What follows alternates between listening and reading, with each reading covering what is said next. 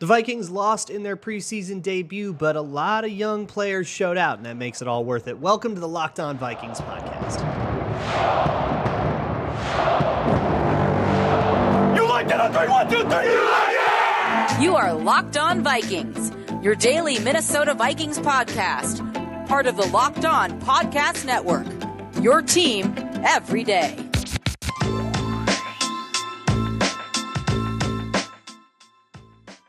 Hey, everybody. Welcome to the Locked On Vikings podcast, part of the Locked On Podcast Network, your team every day. As always, I am your host, Luke Braun. Let's find some joy today. You can find the Locked On Vikings podcast wherever you find your favorite shows, whether it is a podcast listening app like SiriusXM or whatever. You can find it on YouTube or Amazon Fire and Roku. Just download the Locked On Minnesota Sports app. Thank you so much to those of you who do listen to this show every single day. My hashtag everydayers, shout out if you can. Today's episode is brought to you by LinkedIn Jobs. LinkedIn Jobs helps you find the qualified candidates you want to talk to faster. Post your job for free at linkedin.com/lockedonnfl. That's linkedin.com/lockedonnfl to post your job for free. Terms and conditions apply. So, the Vikings lose 24-13 in Lumen Field to the Seattle Seahawks. Of course, we don't care about the final score. It's a preseason game. Doesn't count. What we care about is position battles, how young players showed out, and also, who won, who lost, who did well, who did poorly, winners and losers and all that. So we will get into all of that, but let's start with some of the good news. Let's start with some of the players that showed out, and it's a lot of young guys that showed out, which is nice. The Vikings needed that young talent to really step up, and I think we're seeing a couple of those guys do exactly that. And let's start with Ty Chandler, the starting running back for this game. Ran hard, bowled people over, made reads quickly, knifed through gaps quickly. I think the offensive line, that second team offensive line, that was mostly the second teamers. It was Vidarian Lowe, Blake Brandel, Schlotman, I think, was the center. Ed Ingram did start the game, and then he came out for Alan Ali after a couple of drives. And then, of course, Oli Udoh bullied the Seahawks front quite a bit at the beginning of the game. And so when everybody kind of had their more serious players out, the Vikings really outplayed the Seahawks pretty significantly, I thought. And you can kind of see the change in body language. If you watched the Seahawks go in for halftime, you could tell they felt bullied. They didn't look like they wanted to play anymore. They came out in the first drive of the game. Somebody gets a big TFL or a sack or something like that, and they're like pounding their chest in the end zone like it's a playoff game. Like, the hype was unreal, right? Hey, we're back on football. It's the beginning of the season, right? I get it. You're amped up. By the end of it, they just did not look like that same energy had been maintained, and I think that was some of the physicality of the game. So shout outs to all those guys up front and to Ty Chandler for bowling dudes over and playing really, really physically. We got to talk about Ivan Pace.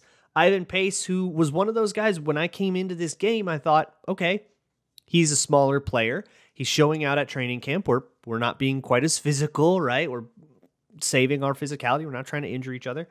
But in a preseason game, that intensity ramps up a little bit. How do you respond? And Ivan Pace responded by being the most physical guy on the field.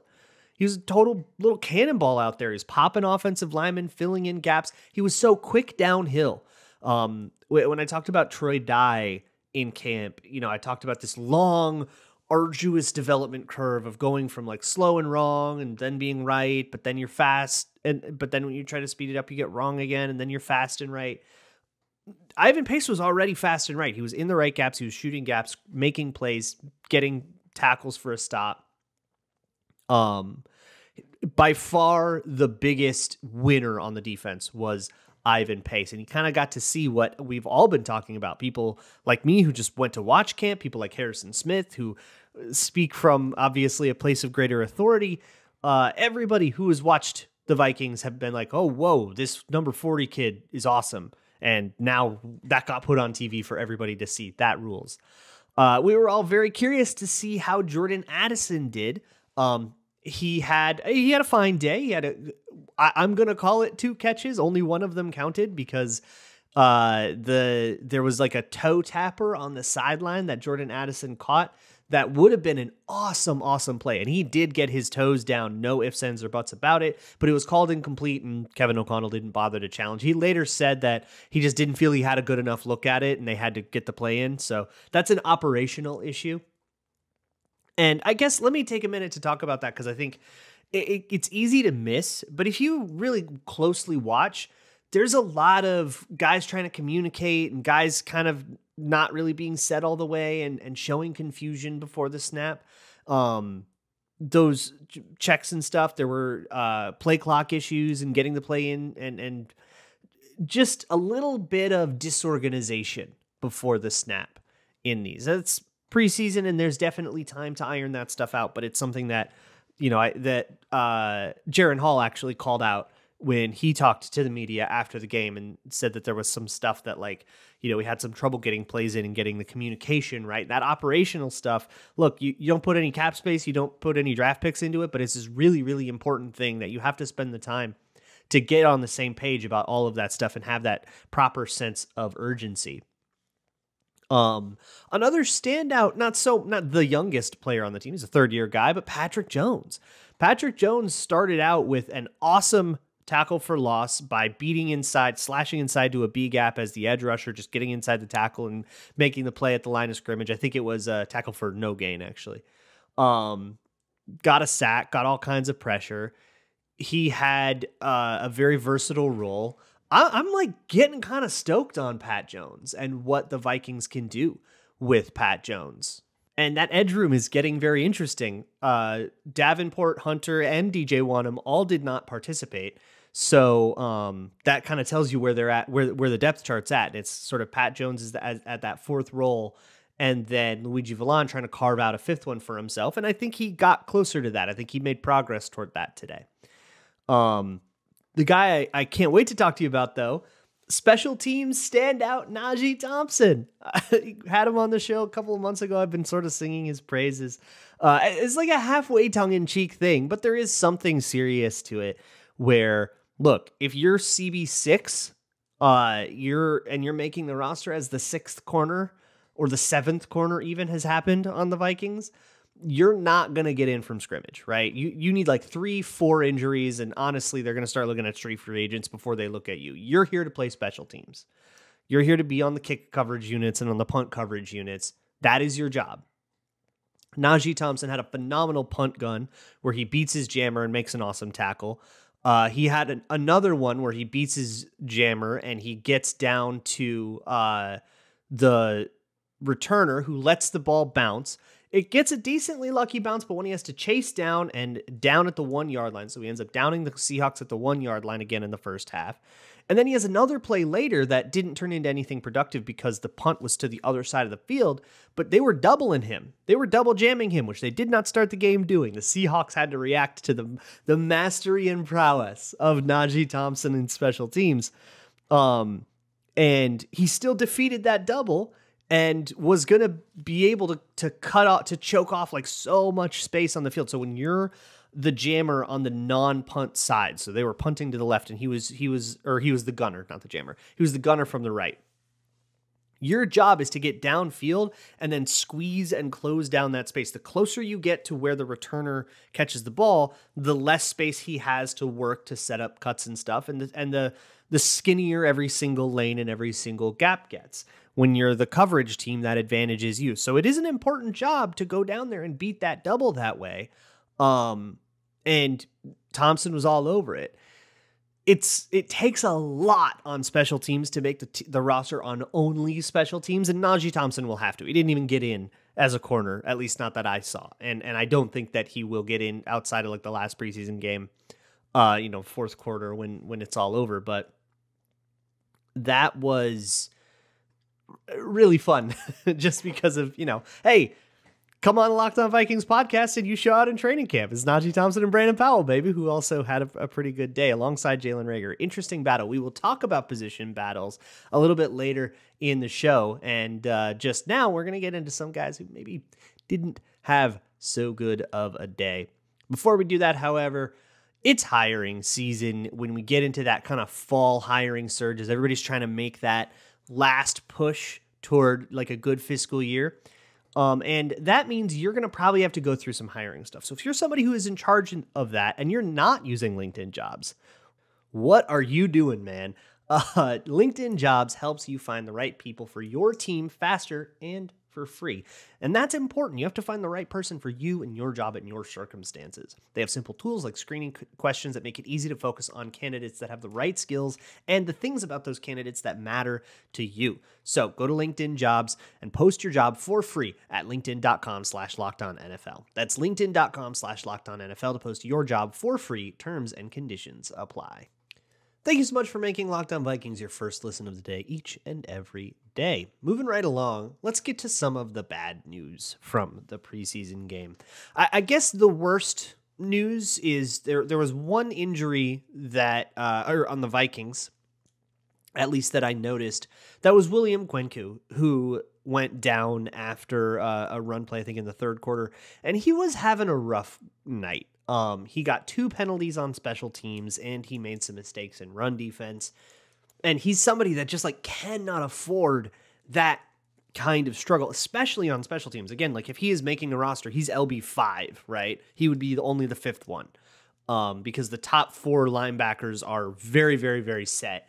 I didn't think Dye had the best day either, so maybe there's like becoming vulnerability there. But I mean, Troy Dye like never ran with the 3s or anything like that. It was like a very clear divide between those top 4 guys and then everybody else fighting for practice squad slots and special team slots and stuff.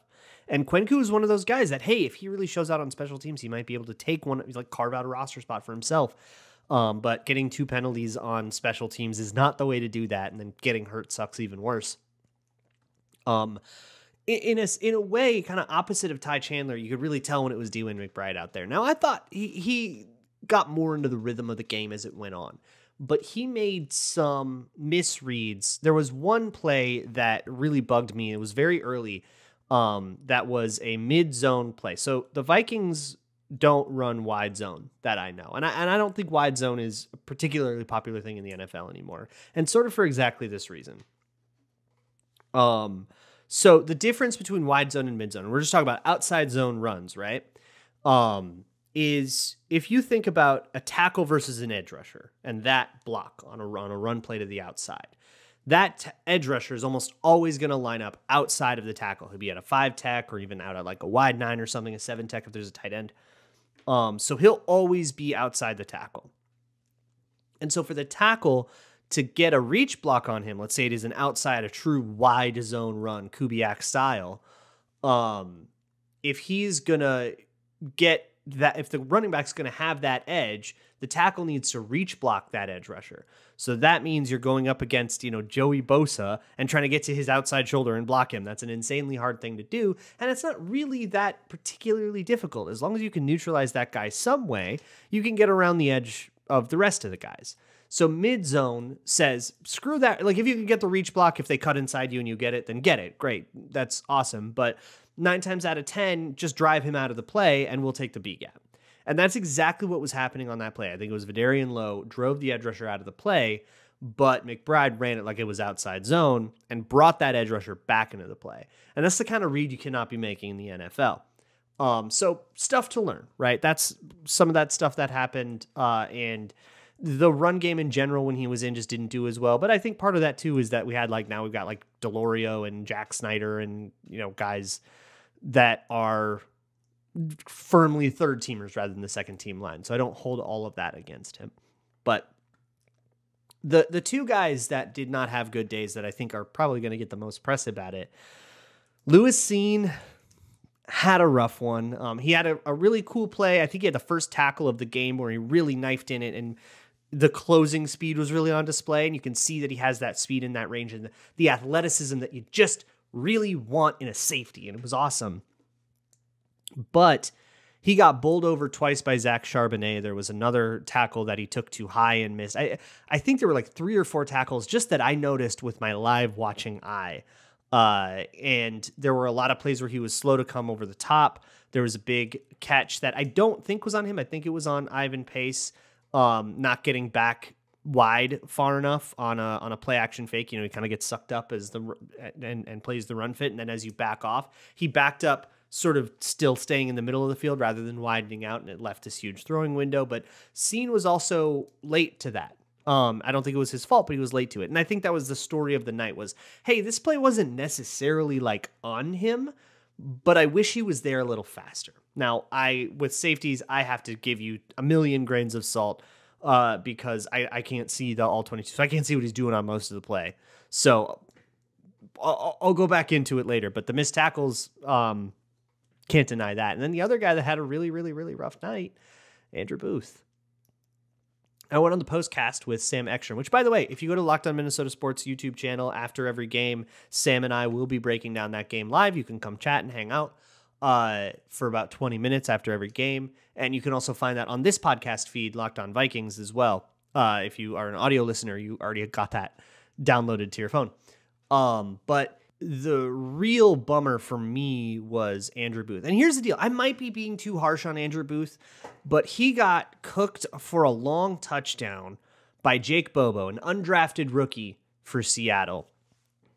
And that is kind of unacceptable for a second-year guy who had a second-round pedigree. That's just not good enough. And Booth has been very solid. His spot on the depth chart has not changed. He's been with the twos all of camp. But on the postcast, we sort of speculated, what if he might be on a bit of a hotter seat than we think? And I know giving up on a second-year player after 2 years would be kind of asinine. And would Kwesi do that on a guy that he drafted?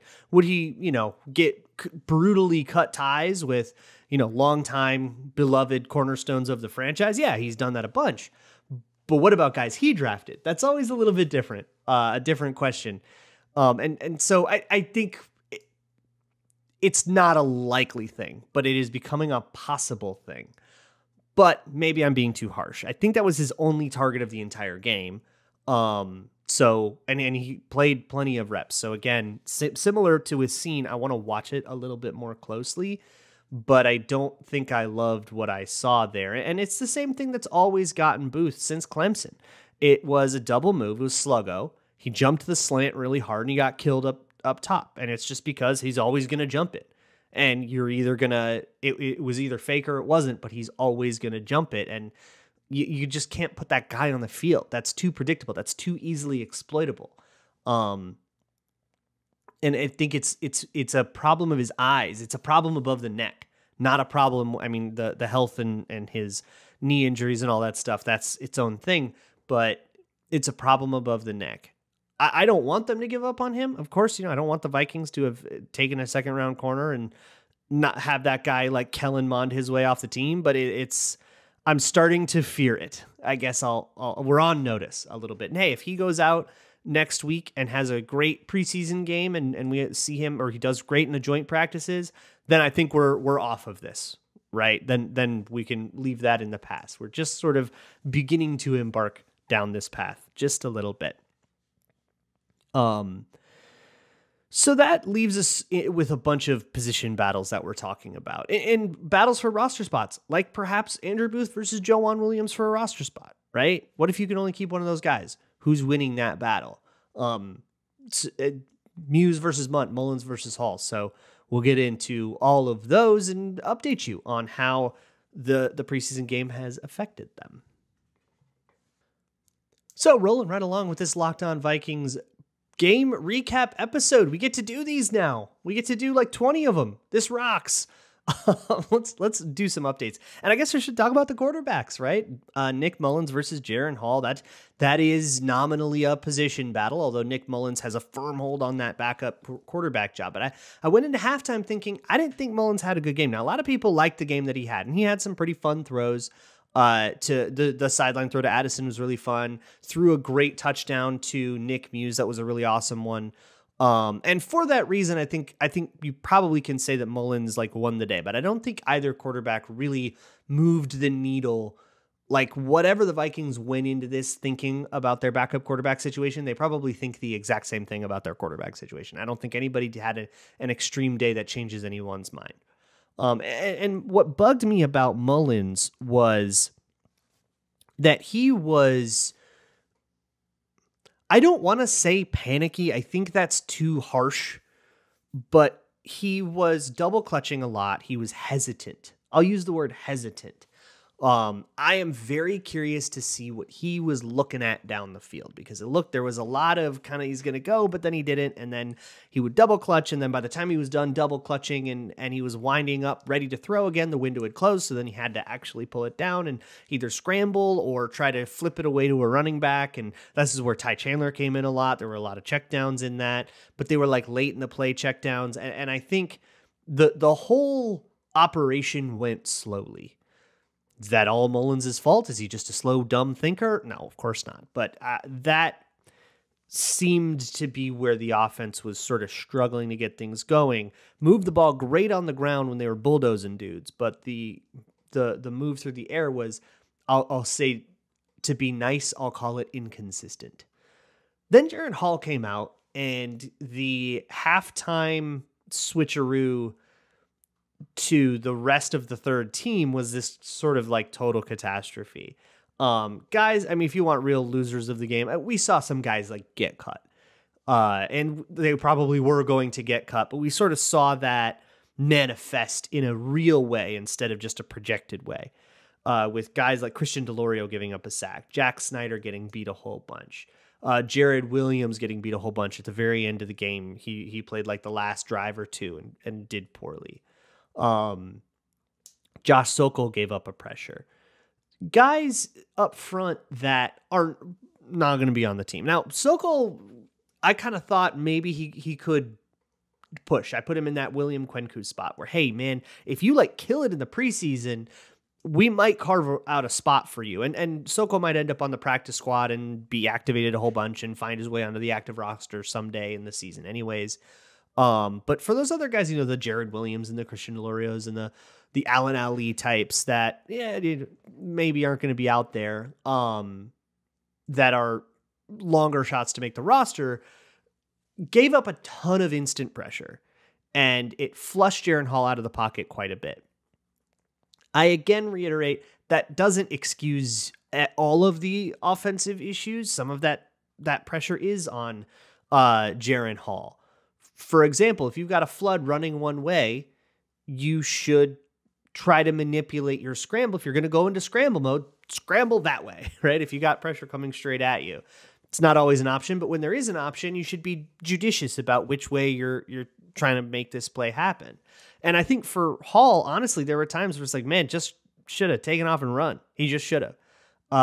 But ultimately, the offense was just sort of non-functional when Hall went in, and I don't think most of that was his fault. I think most of that was on the O-line.